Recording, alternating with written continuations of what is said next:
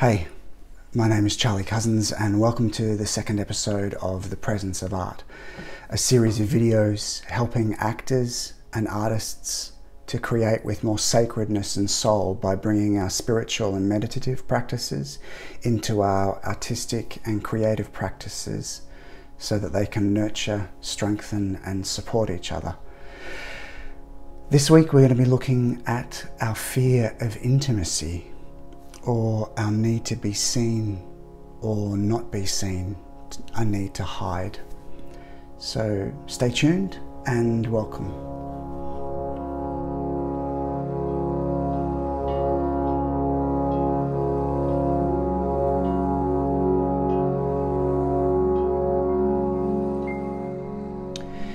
If we look at any of the performing arts, there's a huge amount of courage and vulnerability that is required in order to perform to a group of people, in order to share something profound and valuable, and to bare our soul requires a lot of confront and a lot of bravery.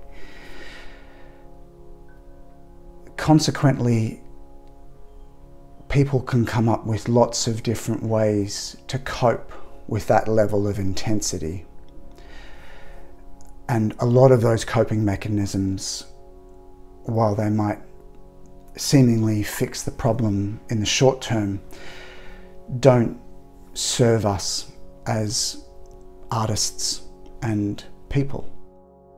As performing artists, we need to allow ourselves to be seen and to be comfortable being seen. The problem comes in the fact that we can't control who sees us or who doesn't see us, and how they see us or how they don't see us. We're not in charge of that. And for the recovering control freaks, that can be a pretty interesting area to navigate. How comfortable are you being seen? How desperate or needy are you to be seen? Who do you want to be seen by? Parents, guardians, teachers, colleagues, industry types, friends, partners, lover. What are you hoping that they see in you?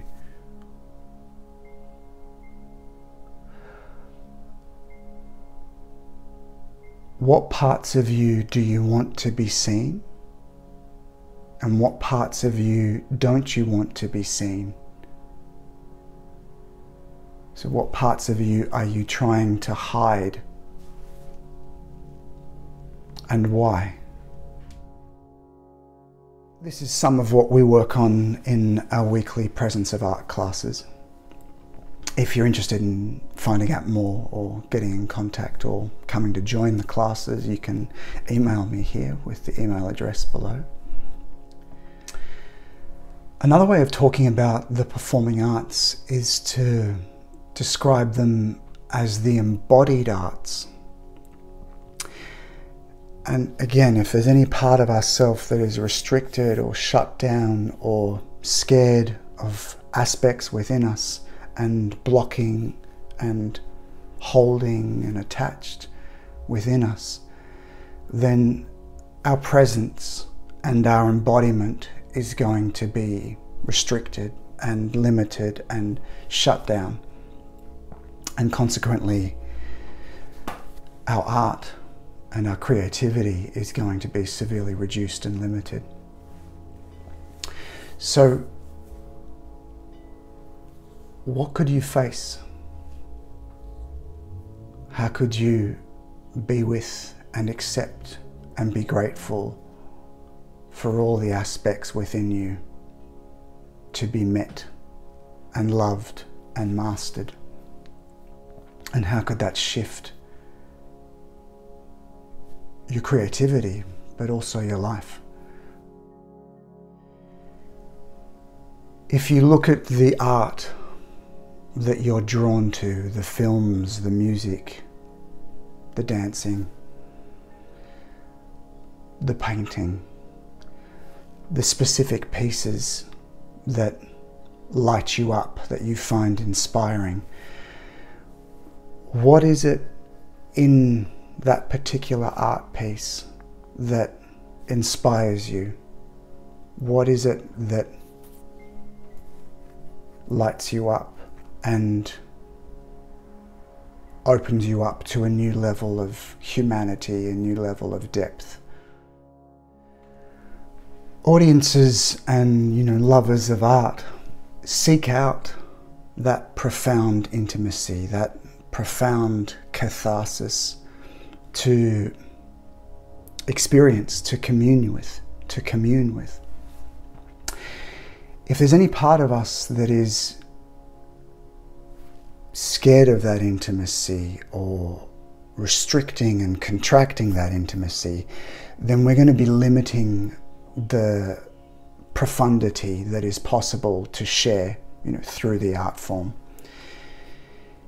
If we're judging ourselves, criticizing ourselves, restricting ourselves in any way, avoiding and denying parts of ourselves, then we're going to be contracted or twisted or shut down, and that's not the best state for the creative muse to flow through us.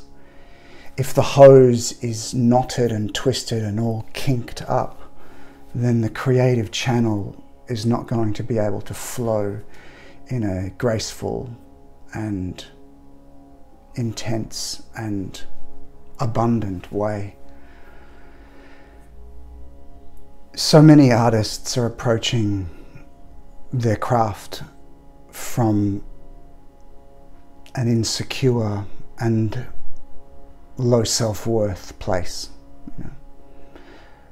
consciously or subconsciously looking for external validation, external approval, external acceptance, respect, adoration, acclaim, etc., etc. What would it be like to bring that process inside, to let go of needing somebody outside of us to give us those things, to affirm those things in us? And what would it be like to take charge of that process and run that for ourselves?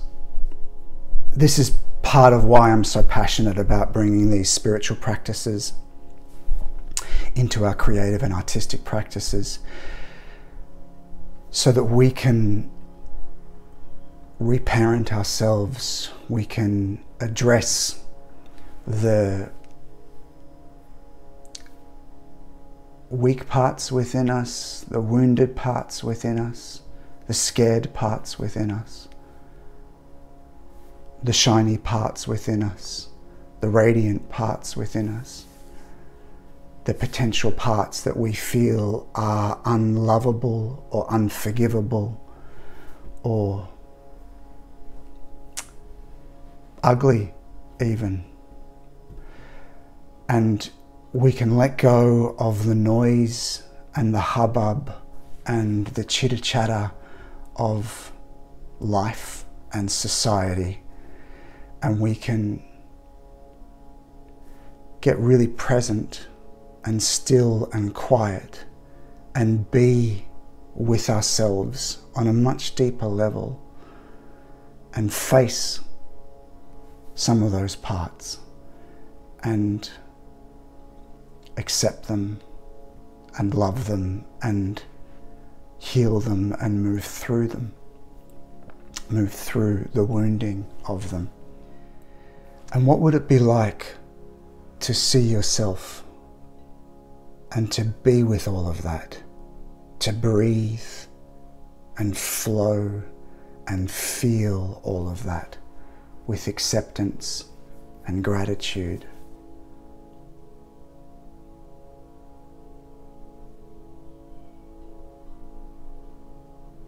And how would that free you in your art form and in your life? How would that allow you to let go of needing others to get you, needing to prove to others who you can be, how you can live, what you can achieve? And by freeing yourself, allowing yourself to free others as well, by not needing them to see you or to get you or to understand you, allowing them the freedom for them to see you however they choose to see you. We can't control others. And how would that ripple through your life?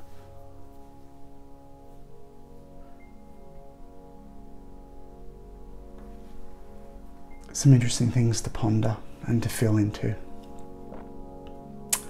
Thanks for your time. Thanks for listening. Much love.